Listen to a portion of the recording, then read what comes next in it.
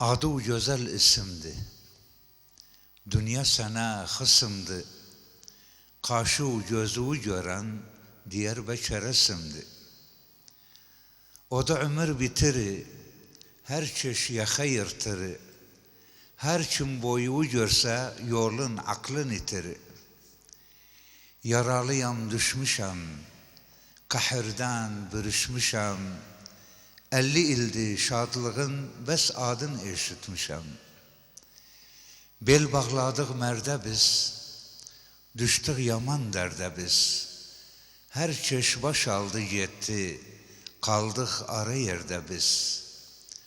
Sevdim ağanı bəci, bükülmeyen bileci, vatanı çıkan töken, boşa gitmez emeci, muhannatı kör eder, çerçücün duz ekmeği. Yar baktı fala gitti, ha dala gitti. Babamın ocağından kömür mankala gitti. Bir dakikada bir evden 3 nazlar bala gitti. Mulla geldi 2 dakika okudu sala gitti.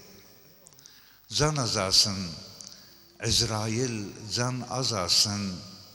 Nanca gencimiz öldü, görmedik canazasın. Nenem saç yolan dergi, babam mal bölen dergi, Çanakkale şehidi, hayatta ölen dergi. Evet, hürmetli, değerli seyirciler.